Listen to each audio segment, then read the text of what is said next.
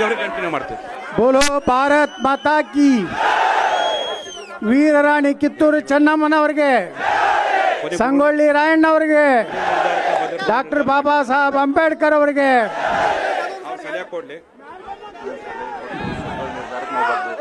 ಯಾವತ್ತು ನಮ್ಮ ಇಂದಿನ ಸುವರ್ಣಸೌಧ ಮುತ್ತಿಗೆ ಹೋರಾಟದ ನೇತೃತ್ವ ಮತ್ತು ಸಾನ್ನಿಧ್ಯವನ್ನು ವಹಿಸಿದಂಥ ಯಾಕೆ ಮಾತಾಡ್ತೀರಪ್ಪ ಸುಮ್ಕೊಂಡ್ರು ಮ್ಯಾಗ ನಾವು ಒಬ್ಬನೇ ಬಂದ್ರೆ ಮತ್ತೆ ಅದೊಂದು ದೊಡ್ಡ ಅಪರಾಧ ಆಗ್ತದೆ.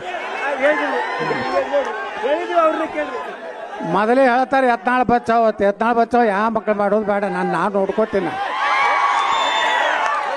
ಸಾನ್ನಿಧ್ಯವನ್ನು ವಹಿಸಿದಂಥ ನಾ ಎಲ್ಲಿ ನಿಂತರೂ ಕಾಣಿಸ್ತೀನಪ್ಪ, ತಲೆ ಕೆಡ್ಸೋಬೇಡ್ರಿ, ಸುಮ್ಕೊಡ್ರಿ. ನೀವು ಬರೀ ಕಿವಿಲೇ ಕೇಳಬೇಕಾಗೈತಿ, ನಾನು ಮಾರಿ ನೋಡ್ರಿ ಏನು ಮಾಡೋರದಿರಿ.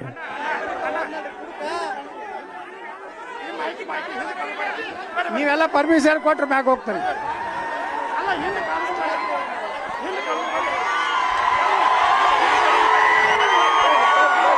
ಎಲ್ರ ಪ್ರೀತಿಗೆ ಮಣಿದು ಯತ್ನಾಳ್ ಗೌಡ್ರ ಮೇಲ್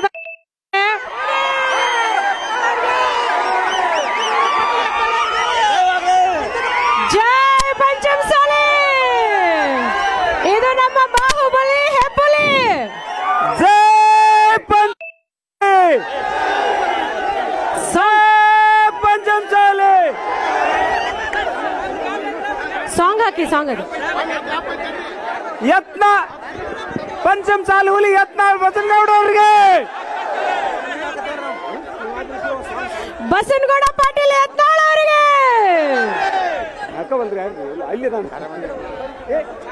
ಅವ್ರ ಮ್ಯಾಲ ಬರ್ತಾರೆ, ಇಲ್ಲಿದ್ದವರೆಲ್ಲ ಸರಿರಿ, ಫಸ್ಟ್ ಸರಿರಿ, ಅಲ್ಲಿವರೆಗೂ ಕಾಣಬೇಕು, ಎಲ್ಲರಿಗೂ ಕಾಣಬೇಕು. ನೀವೆಲ್ಲರೂ ಸರ್ಕೊಂಡ್ಬಿಡ್ರಿ ಪ್ಲೀಸ್, ದಯಮಾಡಿ. ಇಲ್ಲಿ ಭಾರತ್ ಮಾತಾ ಕಿ. ಬಂಧುಗಳೇ, ಕಳೆದ 4 ವರ್ಷಗಳಿಂದ ನಮ್ಮ ಸಮುದಾಯದ ಜನರಿಗೆ, ನಮ್ಮ ಸಮುದಾಯದಲ್ಲಿರುವಂಥ ಬಡವರಿಗೆ, ಅನಕ್ಷರಸ್ಥರಿಗೆ ಒಂದು ನ್ಯಾಯ ಕೊಡಿಸ್ಬೇಕಂತೇಳಿ ನಮ್ಮ ಕೂಡಲ ಸಂಗಮದ ಪ್ರಥಮ ಜಗದ್ಗುರುಗಳು ಪೂಜ್ಯ ಜಯಮೃತ್ಯುಂಜಯ ಮಹಾಸ್ವಾಮಿಗಳಲ್ಲಿ ಭಕ್ತಿಪೂರ್ವಕ ನಮನಗಳನ್ನು ಸಲ್ಲಿಸಿ ಇವತ್ತು ಭಾಳ ಸಂತೋಷ ಆಗ್ತಾ ಇದೆ. ನಮ್ಮ ಸಮಾಜದ ಅನೇಕ ಶಾಸಕರು, ಅದರಲ್ಲಿ ವಿಶೇಷವಾಗಿ ನಮ್ಮ ಲಕ್ಷ್ಮೀ ಅಕ್ಕ ಹೆಬ್ಬಾಳ್ಕರ್ ಅವರು ಒಬ್ಬ ಮಂತ್ರಿ ಇದ್ರೂ ಸಹ ಇವತ್ತು ಬಂದಿದ್ದಾರೆ. ಅದರ ಜೊತೆಗೆ ನಮ್ಮ ಹಿರಿಯರಾದಂಥ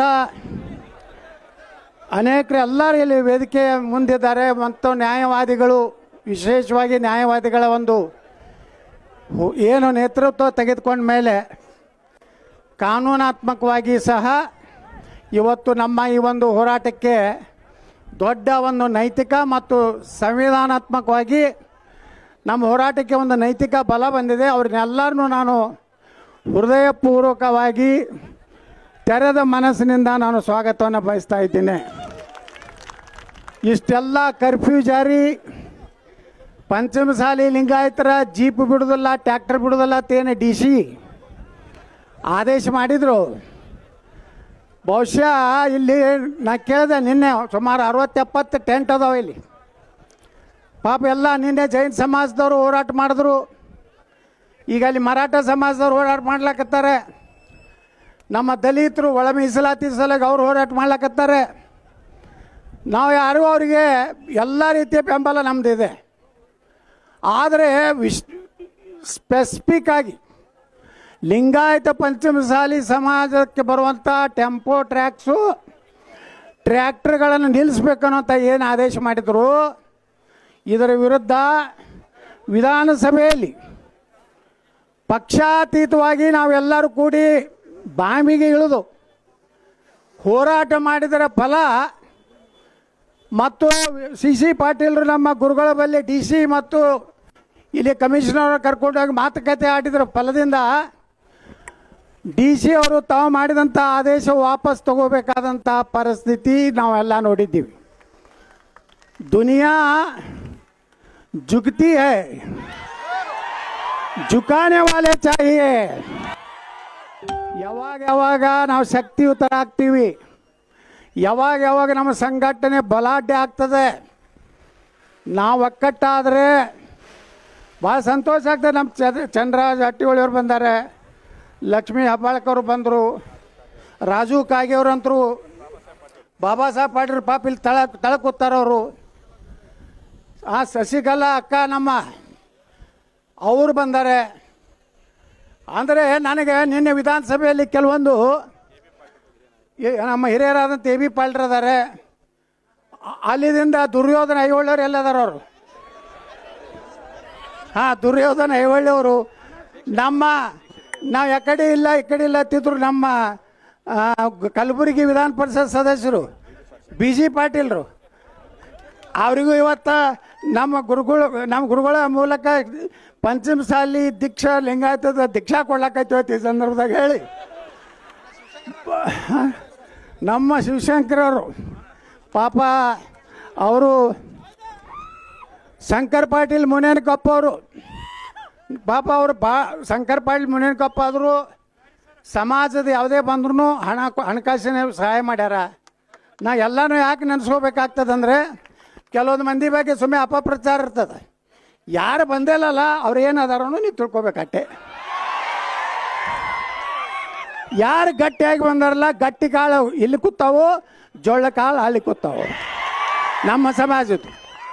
ನಿನ್ನೆ ನೇಮಿ ನಾಯಕ ಅಂತೇಳಿ ಒಬ್ಬರು MLA ಅವ್ರು ಯಾವುದೋ JDSನಿಂದ ಹಗರಿ ಬೊಮ್ಮನಹಳ್ಳಿ ಅವ್ರು ನನ್ನ ಬಲ್ಲಿ ಬಂದು ಏನು ಹೇಳಿದ್ರು, ಯತ್ನಾಳ್ ಸಾಹೇಬ್ರೆ, ಈ ಉತ್ತರ ಕರ್ನಾಟಕದಲ್ಲಿ ಪ್ರತಿಯೊಂದು ವಿಧಾನಸಭಾ ಕ್ಷೇತ್ರದಲ್ಲಿ ನಿಮ್ಮ ಸಮಾಜದವರು 15ರಿಂದ 75,000ವರೆಗೆ ಮತದಾರಿದ್ದಾರೆ. ನಾವೆಲ್ಲ ಆರಿಸಿ ಬರಬೇಕಾದ್ರೆ ನಿಮ್ಮ ಸಮಾಜದ ದೊಡ್ಡ ಉಪಕಾರ ನಮ್ಮ ಮೇಲಿದೆ, ಅದಕ್ಕೆ ನಾವು ಬಾಯಿಗಿಳಿದು ಹೋರಾಟ ಮಾಡ್ತೀನಿ ಅಂತೇಳಿ ಇಡೀ JDSನವರು ಬಂಧುಗಳೇ. ರಾಜು ಕಾಗೆಯವರು ಇವತ್ತು ಗಟ್ಟಿ ಮಾತಾಡಿದ್ರು, ನಮ್ಮ MLC ಆದಂಥ ಚಂದ್ರರಾಜು ಗಟ್ಟಿ ಮಾತಾಡಿದ್ರು, ಲಕ್ಷ್ಮೀ ಅಕ್ಕವ್ರ ಬಗ್ಗೆ ಏನೋ ಇದು ಇತ್ತು, ಅವರು ಬಂದು ಗಟ್ಟಿ ಮಾತಾಡಿದ್ರು. ಮುಗೀತೀಗ ನಾವೆಲ್ಲ ಒಂದಾದೀವಿ. ನೋಡು ನೀವು ಯಾರು ಏನು ಜಿಗಿದಾಡ್ಲಕತ್ತಾರಲ್ಲ, ನಾನು ನಿನ್ನೆ ಪ್ರಸ್ತಾಪ ಮಾಡಿದ್ರೆ ಮುಖ್ಯಮಂತ್ರಿ ಸಿದ್ದರಾಮಯ್ಯನವ್ರು ಹೇಳ್ತಾರೆ ಸುಪ್ರೀಂ ಕೋರ್ಟ್ನಲ್ಲಿದೆ. ನೋಡ್ರಿ, ಇದು 8ನೇ ಹೋರಾಟ ನಮ್ಮದು. ಅರಮನೆ ಪ್ಯಾಲೇಸ್ ಮುಂದೆ ಮಾಡಿದೀವಿ. ಹೋಸಲ ಬೊಮ್ಮಾಯಿಯವ್ರು ಮುಖ್ಯಮಂತ್ರಿ ಇದ್ದಾಗ ಇಲ್ಲೇ 10 ಲಕ್ಷ ಜನ ಸೇರ್ತೀವಿ. ಇವತ್ತು 10 ಲಕ್ಷ ಜನ ಸೇರ್ತಿದ್ರು. ಈ ಸಲ ರೊಕ್ಕನೇ ಖರ್ಚು ಮಾಡಿಲ್ಲ ನಾವು. ಯಾರು ಗಾಡಿ ಮಾಡಿರಿ ಗೋಡ ಮಾಡಿರಿ ಅಂತ ಯಾರು ಅನುಕೂಲಕ್ಕೆ ಹೋಗ್ಬೇಡ್ರಿ. ಸ್ವಯಂ ಪ್ರೇರಣೆಯಿಂದ 75% ಮಾಡಿದ್ದಾರೆ. ನಮ್ಮ ಶಾಸಕರು ಎಲ್ಲರೂ ಅವರು ಇಟ್ಟು ಸಹಾಯ ಮಾಡ್ಯಾರ.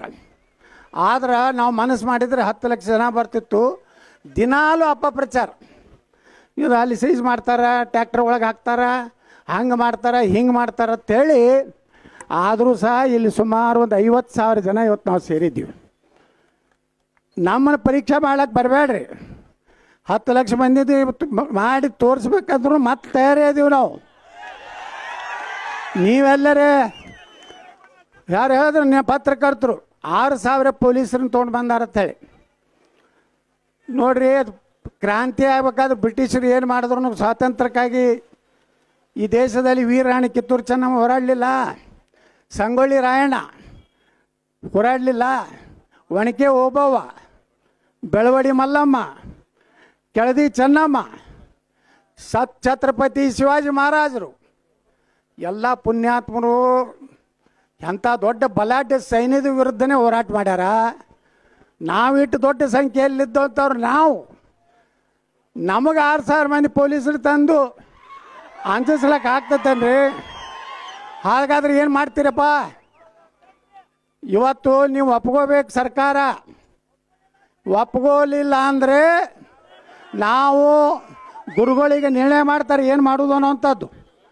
ಅದಕ್ಕೆ ಬಂಧುಗಳೇ, ಇವತ್ತು ನೀವೆಲ್ಲ ಬನ್ನಿ ಸರ್. ನಮ್ಮ ಕರ್ನಾಟಕ ಸರ್ಕಾರದ ಸಮಾಜ ಕಲ್ಯಾಣ ಸಚಿವರು ನಮ್ಮ ಹಿರಿಯರಾದಂಥ ಶ್ರೀ SC ಮಹದೇವಪ್ಪನವ್ರು ಬಂದಿದ್ದಾರೆ. ಅವರಿಗೆ ಹೃದಯಪೂರ್ವಕವಾದಂಥ ಸ್ವಾಗತವನ್ನು ಬಯಸ್ತಾ ಇದ್ದೀನಿ. ಅದೇ ರೀತಿ ನಮ್ಮ ಪಶುಸಂಗೋಪನಾ ಸಚಿವರಾದಂಥ ಶ್ರೀ ವೆಂಕಟೇಶ್ ಅವರು ನಮ್ಮ ಹಿರಿಯ ಸಚಿವರು ಬಂದಿದ್ದಾರೆ. ಉನ್ನತ ಶಿಕ್ಷಣ ಸಚಿವರಾದಂಥ ಡಾಕ್ಟರ್ ಸುಧಾಕರ್ ಅವರು ಬಂದಿದ್ದಾರೆ. ಸರ್ಕಾರದ ಪರವಾಗಿ ನಮ್ಮ ಮುಖ್ಯಮಂತ್ರಿಗಳು ಈ ಮೂರು ತ್ರಿಮೂರ್ತಿಗಳನ್ನು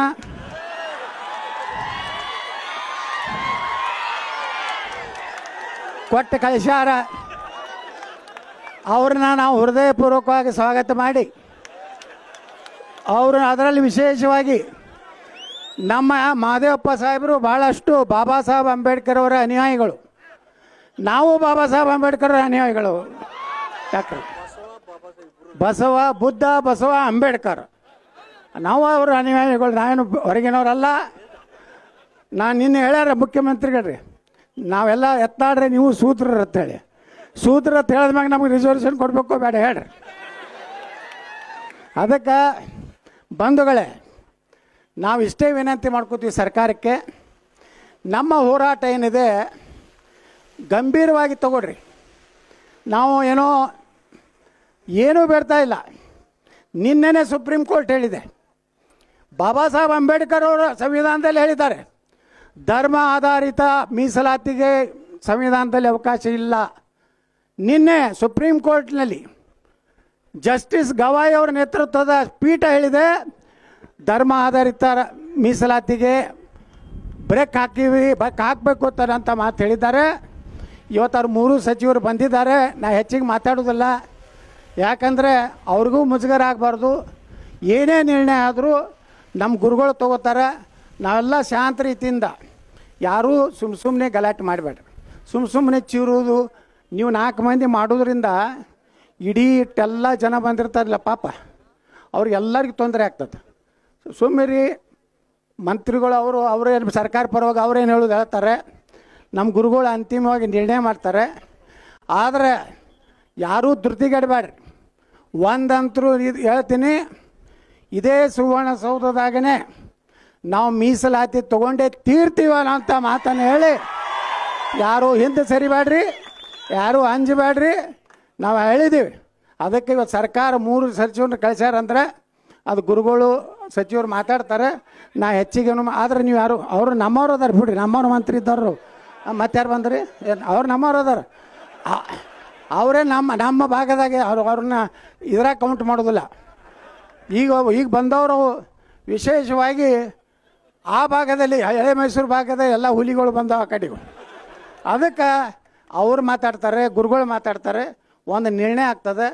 ಎಲ್ಲರೂ ಯಾರೇ ಮಂತ್ರಿಗಳು ಮಾತಾಡಾಗ ಅಗೌರವದಿಂದ ಮಾತಾಡೋದು, ಸುಮ್ಮನೆ ಏನಾರೇ ಘೋಷಣೆ ಕೂಗು ದಯವಿಟ್ಟು ಮಾಡಬೇಡಿ. ಯಾರೇ ಬಂದ್ರೂ ಒಂದು ಸರ್ಕಾರ ಬಂದಂಗಿದೆ, ಅವ್ರೊಳಗೆ ಗೌರವಯುತವಾಗಿ ನಾವು ವರ್ತನೆ ಮಾಡಬೇಕು. ಯಾಕಂದ್ರೆ ಪ್ರಜಾತಂತ್ರದಲ್ಲಿ ಅವ್ರ ಆಡಳಿತದಲ್ಲಿ ಅದಾರೆ. ಆಡಳಿತದವರೆಗೆ ನಾವು ಗೌರವ ಕೊಡುವಂಥ ನಮ್ಮ ಧರ್ಮ, ನಮ್ಮ ಸಮಾಜ ನಮ್ಗೆ ಅದನ್ನು ಕೊಟ್ಟು ಕಳಿಸಿದೆ. ನಮಗೆ ಸಂಸ್ಕಾರ ಇದೆ. ಅದಕ್ಕೆ ಇವತ್ತು ಗುರುಗಳ ಕೈ ಕೊಡ್ತೀನಿ. ಅವರು ಮಾನ್ಯ ಸಚಿವರು ಅವ್ರು ಏನು ಮಾತಾಡ್ತಾರೆ, ಅಂತಿಮ ನಿರ್ಣಯವನ್ನು ಅವ್ರು ಘೋಷಣೆ ಮಾಡ್ತಾರೆ. ನಾವೆಲ್ಲ ಆ ರೀತಿ ಮಾಡೋಣ.